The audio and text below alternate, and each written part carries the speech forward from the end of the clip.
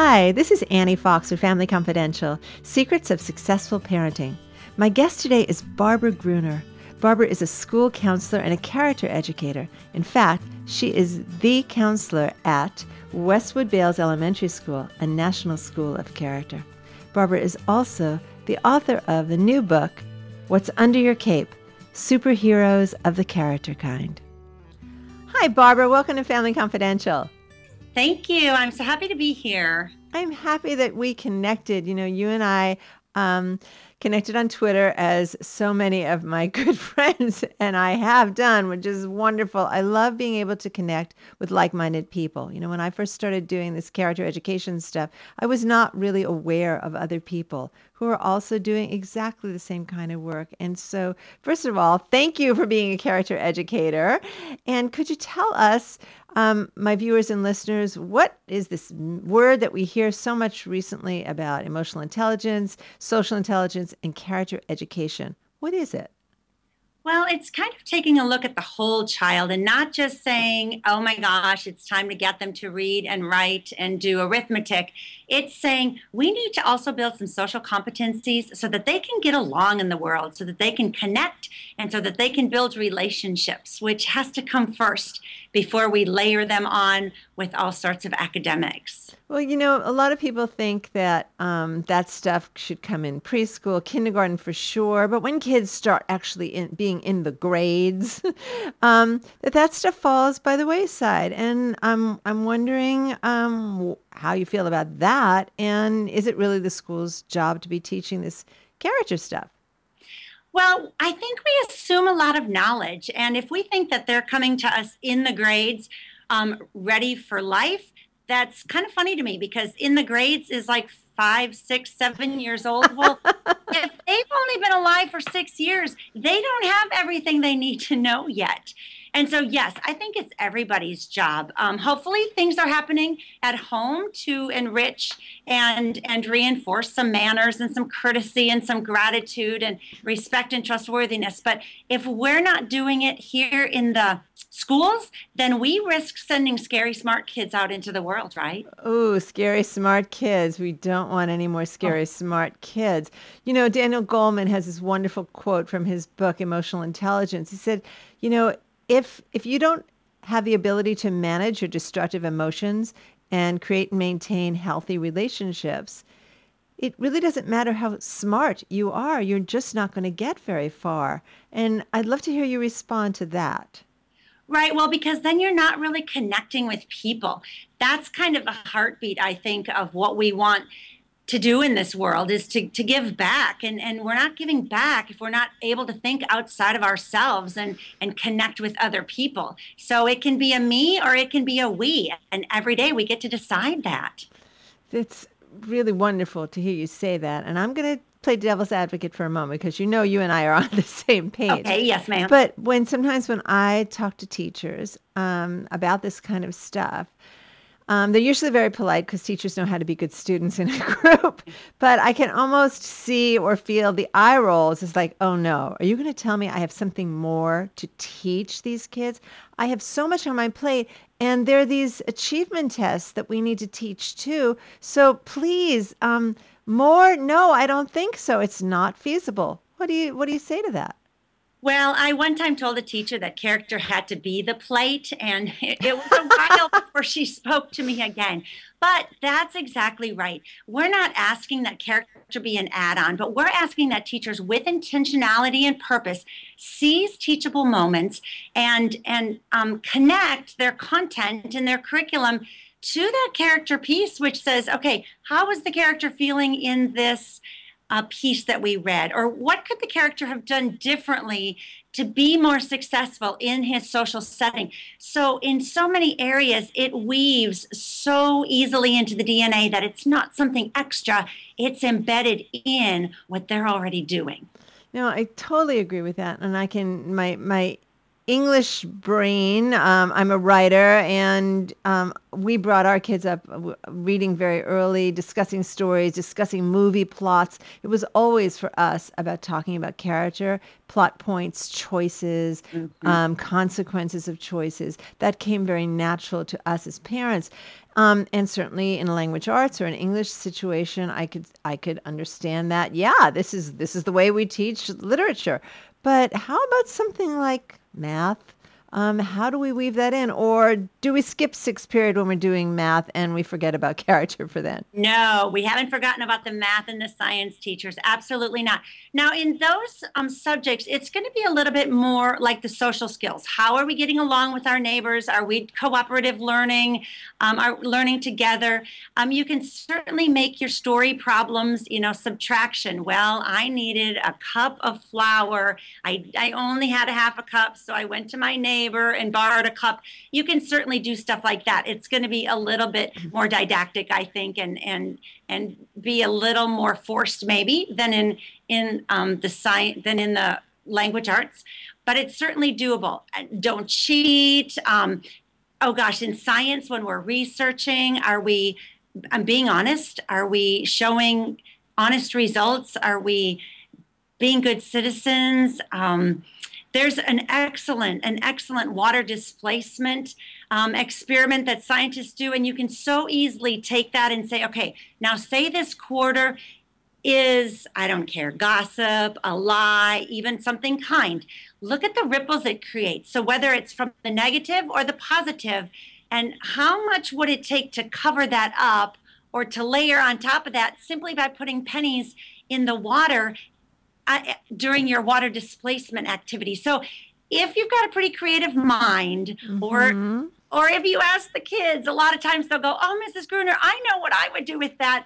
And they can connect it to character for you if you get stuck in those areas. Well, that's great. And the idea of a creative mind, I think that's kind of should come with your teaching credential because things are in flux all the time in the classroom. And if you have the intentionality, as you say, to infuse your classroom with this kind of caring, compassion, awareness, social responsibility, social courage, it seems to me that you will, like a heat-seeking missile, be looking for opportunities to bring home these points. Yes, and I know from my experience of answering email from tweens and teens for as long as I have, it's been 17 years.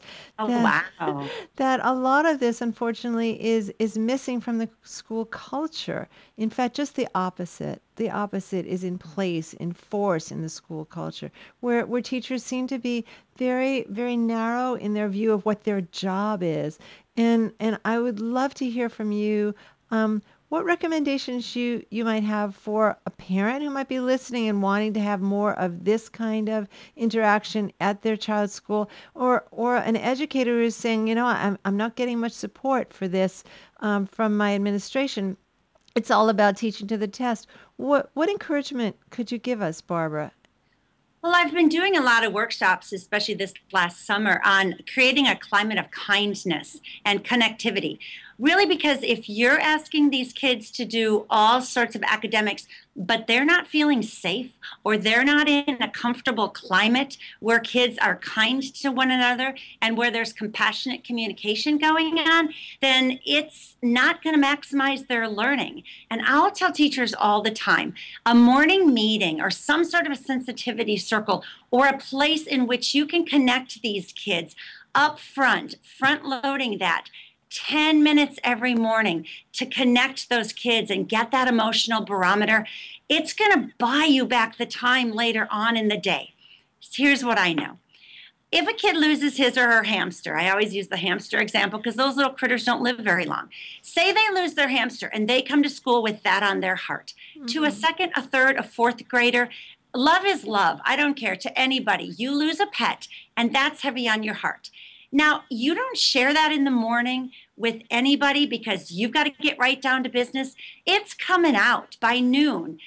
by earlier than that or later than that behaviors, those emotions are going to manifest some way. So behaviors, I see a behavior in the afternoon, and oftentimes I say, baby, tell me what's going on, honey, what's going on? And it's so common to get the somebody died, or something happened, or I had a fight, or I said these mean words.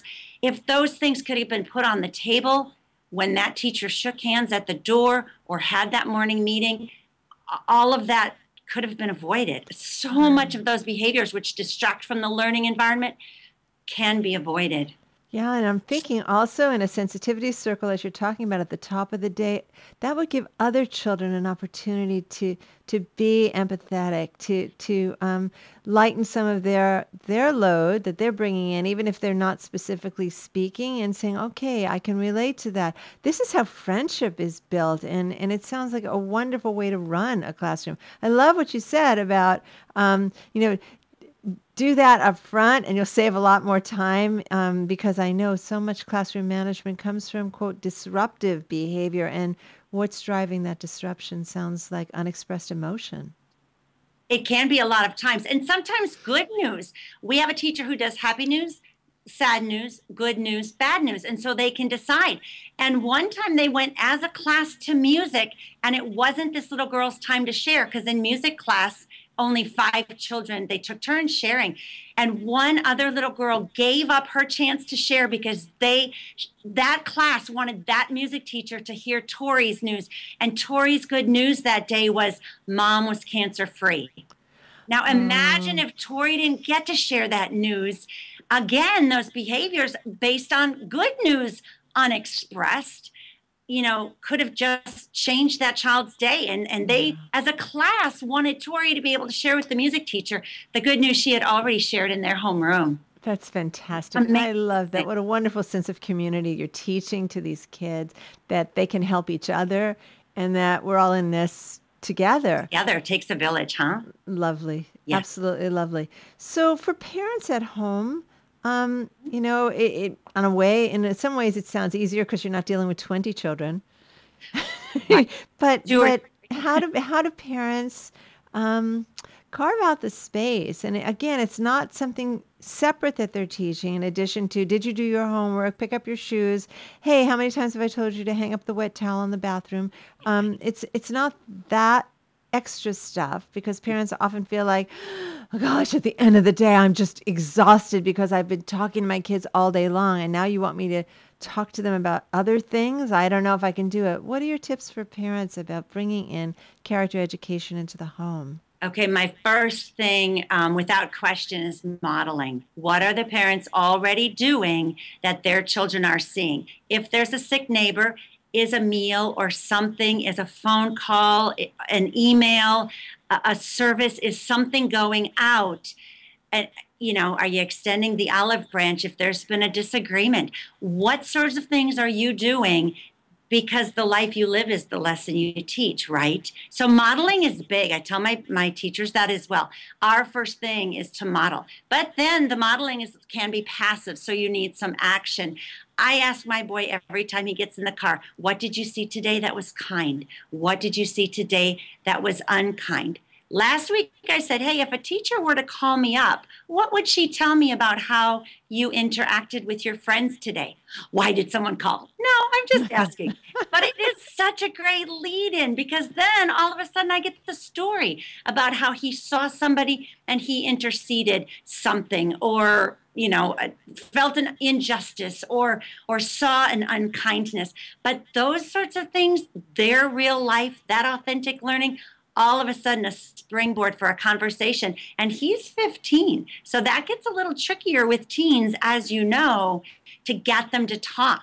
But those open-ended questions to share what's going on in their life, it doesn't even have to be anything you're doing, but all of a sudden it's something you're talking about that's real to them and that connects to their world.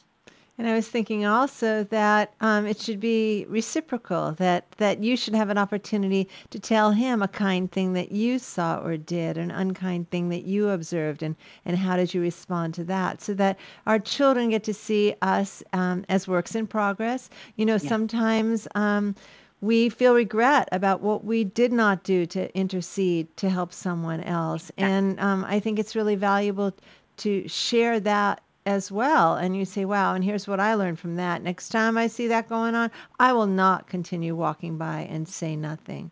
Exactly. I actually have an excellent example. It's a website called Pennies of Time.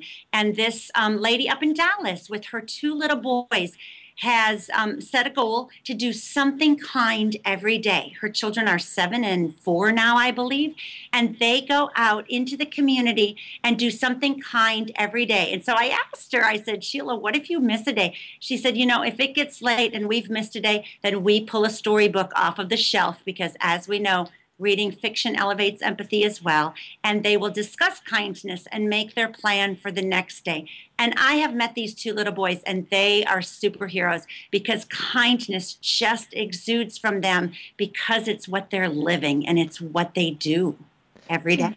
Tell me the name of that website again. Pennies of Time. Pennies of She Time. says all it takes is a penny of time. And it was set up in honor of a little girl named Penny who lost her life too soon and whom Sheila wanted to honor with this nonprofit that she's started now with her 2 boys.